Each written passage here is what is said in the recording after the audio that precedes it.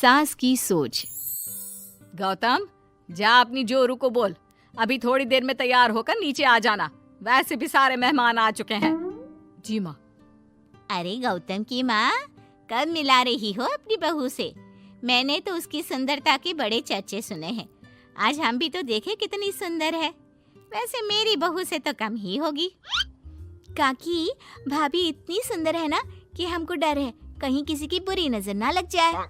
देखते हैं कितनी सुंदर है। अरे आप चुप कर और देख अपनी भाभी को, तैयार हुई या नहीं। अरे लो, भाभी आ गई। अरे कितनी सुंदर है, इसके चेहरे पे तो चांद सी चमक है। सुन रिमझिम, क्या नाम है तेरी भाभी का? सही पहचाना आपने, चांदनी है मेरी भाभी का नाम।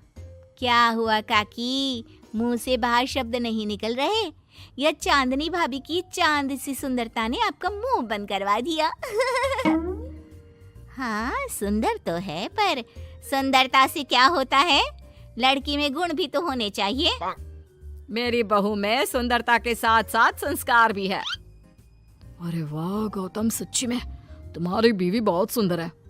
हाँ, एकदम चांद जैसे अलग चमक रही है तुम्हारी बीवी इस पूरी पार्टी में। बात तो तुम एकदम सही कह रहे हो। इस भीड़ में भी सबसे अलग चमक रही है मेरी चांदनी।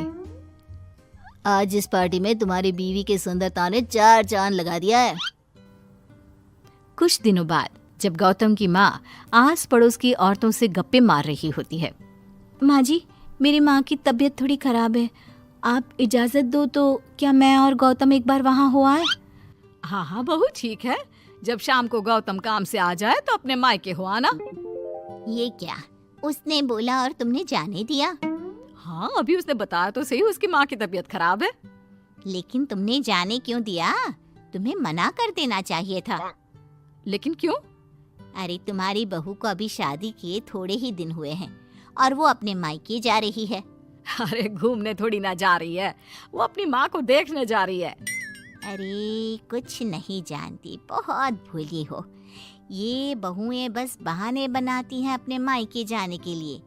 मैं तो कहती हूँ तुम अपनी बहू पे थोड़ा ध्यान दो। एक तो तुम्हारी बहू रूप की सुंदर है, कहीं तुम्हारे बेटे को बहला फुसला ना दे। अरे लेकिन वो ऐसा क्यों करेगी? और वैसे भी वो ऐसी नहीं है, वो मेरा बहुत ध्यान रखती है। तुम ना आजकल के बच्चों को नहीं जानती। शुरू शुरू में ये सास की सेवा करना, परिवार का ख्याल रखना बहुत अच्छे से जानती है और पीठ पीछे अपने पतियों को परिवार से अलग होने की सलाह देती रहती है। क्यों बहनों, क्या मैं गलत कह रही हूँ? हाँ, वैसे बात तो सही है आपकी। और पता है, मेरी बहन के बेटे की शादी को अभी 1 महीना भी नहीं हुआ और उसका बेटा अपनी बीवी की हर बात मानता है और तो और अपनी बीवी के लिए अपनी माँ से लड़ता भी है। पूरा का पूरा अपनी जोरू का गुलाम बन गया है। तुम्हारी बहू वैसे भी इतनी सुंदर है, ऊपर से पढ़ी लिखी भी है। और आजकल की पढ़ी लिखी लड़कियां अपने पति को चिकनी चुपड़ी बातों में फंसाकर अपना काम निकलवाना जानती है। हाँ। अरे हाँ, पर मेरी बहू चांदनी समझदार है। हाँ, यही तो बात है। तुम किसी के चेहरे पे देखकर उसके दिमाग में क्या चल रहा है वो थोड़ी ना बता सकती हो। और हाँ, अपनी बहू के चांद से सुंदर चेहरे को देखकर धोखा मत खा जाना। अरे जरूरी थोड़ी ना है जो इंसान चेहरे से सुंदर हो वो मन से भी सुंदर हो, क्योंकि चांद पे भी तो दाग होते हैं। थोड़ी देर बाद सभी अपने अपने घर चले जाते हैं। शाम को चांदनी और गौतम घर आते हैं। और बहू, माँ को देखाई? जी माँ जी, अब थोड़ा ठीक है। बहू, अब तुम्हारा घूमना फिरना हो गया हो तो घर के कामों में मेरा हाथ बटाओ। जी माँ जी। मेरा ये घुटनों का दर्द कभी भी शुरू हो जाता है। बहू, लगता है आज सारा काम तुझी को करना होगा।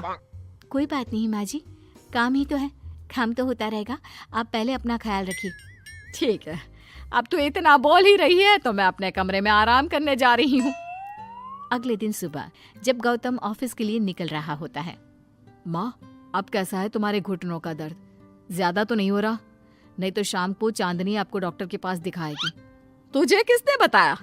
बहू ने इतनी जल्दी तेरे पास मेरी चुगली भी कर दी? माँ, माँ चुगली नहीं, उसे आपकी चिंता है इसलिए उसने मुझे बताया। उसे डर था कहीं आपका दर्द बढ़ ना जाए। थोड़ी देर बाद चांदनी वहां आती है। माँ जी, मैं सोच रही थी हम लोगों को अब किसी दूसरे घर में शिफ्ट हो जाना चाहिए। लेकिन क्यों? और अचानक से तुम्हें ये ख्याल क्यों आया? वो माँ जी, मेरी एक सहेली अपना घर बेच रही है और उसका घर गौतम के ऑफिस के पास पड़ता है। और देखिए ना, गौतम को यहाँ से ऑफिस कितना दूर पड़ता है और आपके लिए भी बाजार दूर पड़ता है। अगर हम वो घर खरीद लेते हैं तो हमारा कितना फायदा है। गौतम को ऑफिस के लिए दूर नहीं जाना पड़ेगा और आपको जब शॉपिंग जाने का मन करे आप जा सकती हो। ऊपर से वो मेरी दोस्त है तो वो हमें घर थोड़े कम दाम में भी बेचेगी। हाँ, बात तो तुम सही कह रही हो। कोई जरूरत नहीं है घर बदलने की। और तू क्या अपनी बीवी के हाँ में हाँ मिला रहा है? लेकिन माँ, मैंने एक बार बोल दिया ना, तो बस अब इसके बारे में कोई बात नहीं होगी। और ये कहते हुए वो अपने कमरे में चली जाती है। चांदनी भी उनके पीछे पीछे चली जाती है। क्या हुआ माँ जी? मैं कुछ दिनों से देख रही हूँ आप कुछ अजीब सा बर्ताव कर रही हैं। क्या अजीब सा? ऐसा ही तो करती हूँ। अगर तू मुझसे घर के बारे में बात करने आई है तो पहले ही कह देती हूँ, बिल्कुल नहीं। नहीं माँ जी, घर के बारे में बात करने नहीं आई। माँ जी, मुझसे कोई गलती हो गई है क्या? अगर कोई गलती की है तो डांट दीजिए, बात कीजिए। पर माँ जी, ऐसा व्यवहार मत कीजिए। मैं बिल्कुल बुरा नहीं मानूंगी। और अगर आप अभी बताना नहीं चाहती तो आपका जब मन करे बता देना। मैं बस इतना ही कहने आई थी। कहीं मैं आस पड़ोस की औरतों की बातों में आके अपनी बहू के साथ गलत तो नहीं कर रही? और वैसे भी वो सही तो बोल रही थी। उसने मेरे और गौतम के बारे में ही तो सोचा। वो हमारे बारे में इतना सोच रही है और मैं दूसरों की बातों में आकर उस पर शक कर रही हूँ। कुछ दिनों बाद काकी गौतम के घर गौतम की माँ से मिलने आती है। और गौतम की माँ, कैसी हो? मैंने सुना तुम घर बदल रही हो। हाँ, वो वहाँ से गौतम का ऑफिस पास पड़ता है ना, वहाँ की तरफ ज्यादा सुविधाएं भी है। लेकिन इतनी जल्दी तुमने घर कैसे ढूंढा? किसने बताया? मुझे भी बताओ, मुझे भी अपना घर बदलना था। ये चांदनी का आइडिया था, उसी ने घर ढूंढा। देखा, मैंने कहा था ना, इसने अभी से अलग घर ढूंढना भी शुरू कर दिया। देखो, इसमें मेरी भी रजामंदी है। और तुम क्या मेरी बहू की जासूसी करने यहाँ आती हो या मेरा हाल चाल पूछने? मैं तो बस। और एक बात मेरी ध्यान से सुन लो, मेरी बहू भी सुंदर है, उसका मन भी उसी की तरह सुंदर है। और एक बात, चांद में दाग जरूर होते हैं, पर जिस तरह आसमान के सभी तारे मिलकर चांद जैसी चमक नहीं दे सकते, उसी तरह मेरी बहू चांदनी की सुंदरता और खूबियों की बराबरी तुम्हारी या और किसी की बहू नहीं कर सकती। कहने की जरूरत नहीं। काकी कोई भी जवाब दिए बिना चुपचाप वहां से उठकर चली जाती है। लुटेरी बीवी। नीता का परिवार उसकी शादी कराना चाहता है, पर नीता को अपने बॉयफ्रेंड से ही शादी करनी होती है, जिसके लिए परिवार तैयार नहीं होता। इन्हीं सब उलझनों के बीच नीता के पापा उसकी मर्जी के खिलाफ राघव और नीता की शादी करा देते हैं। शादी ਤਾਂ ਤੁਸੀਂ ਮੇਰੀ ਕਰਾ ਦਿੱਤਾ, ਹੁਣ मैं भी देख दिया ए परिवार खुश किवें रहंदा है। अपने गुस्से के चलते नीता शादी के अगले ही दिन से परिवार में सबको उल्टे जवाब देना, किसी की कोई बात ना सुनना और अपने मन मुताबिक रहना शुरू कर देती है, जिससे घर में सबको दिक्कत होती है। लेकिन नीता को कोई कुछ नहीं बोलता। एक दिन सास नीता के पास आती है। बहू, की गल? तुसी किवें नाल या किसी गल से नाराज हो? तुहानू मेरी फिक्र करन दी कोई लोड़ नहीं, मैं ठीक हाँ। ऐसा बोल नीता वहां से चली जाती है, पर सास की बात उसके मन में रह जाती है।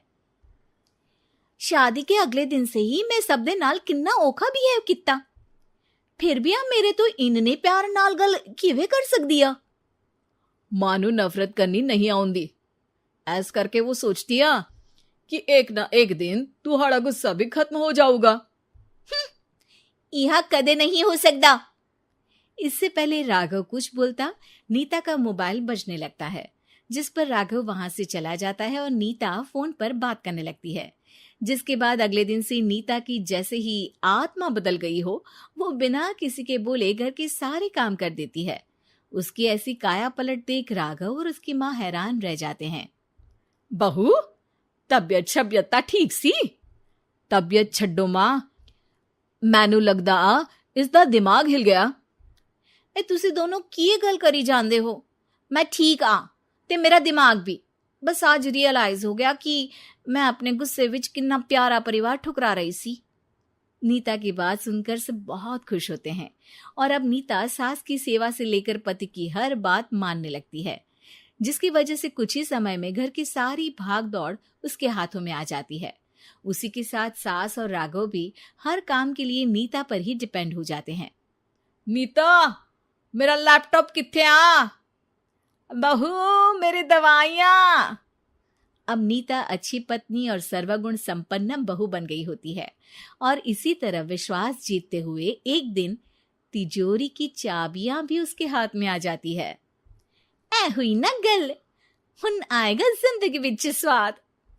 तिजोरी की चाबियां हाथ में आती ही नीता एक रात सास और पति के सोते ही सारे गहने और कैश लेकर घर छोड़ अपने बॉयफ्रेंड के पास चली जाती है। रवि, मैं आ गई, अब सानू कोई अलग नहीं कर सकता। ते वेख, मैं सारी ज्वेलरी ते कैश भी साथ ले आई। नीता की ये बात सुनकर रवि खुश हो जाता है और वो दोनों साथ रहने लगते हैं, जिसमें नीता पूरा समय काम करती है तो रवि उसके लाए पैसों पर ऐश करता रहता है।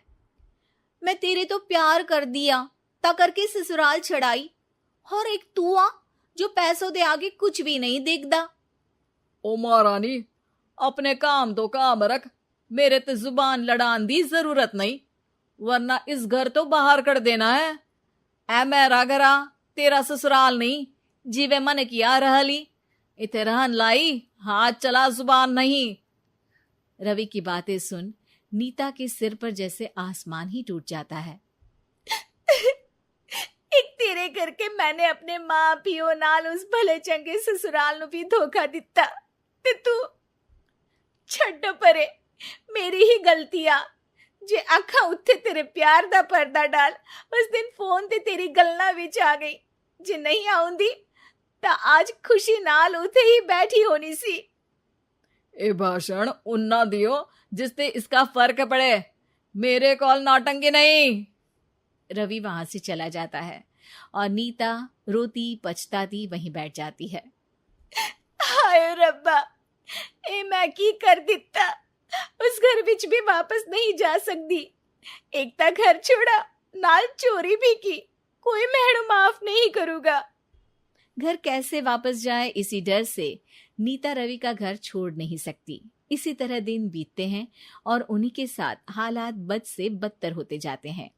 अब रवि पैसों और अपनी मनमानी के लिए नीता के साथ मारपीट भी शुरू कर देता है, जिससे परेशान होकर एक दिन नीता उसे छोड़ अपने ससुराल वापस आ जाती है, जिसे वहां देख राघव गुस्से से लाल हो जाता है। हुन इथे की लेना या? हमारी जिंदगी के साथ घर ता तू पहले ही बर्बाद कर गई सी। जान दिया, मेरी गलती माफी लायक नहीं। मैं कमली सी उस ढोंगी नु सच्चा प्यार दे, इस सच्चे प्यार नु बोझ समझती बैठी। मैनू माफ कर दो।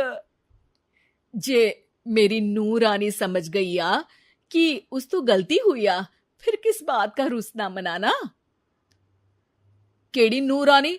रानी बोलन जोगा इसने केड़े झंडे गाड़ दिए, मां याद कर। तेरे घर विच चोरी कर बहू ते पत्नी सब रिश्ते तोड़ भाग गई सी। और फिर की मानता रहिया, गलती हो गई सी।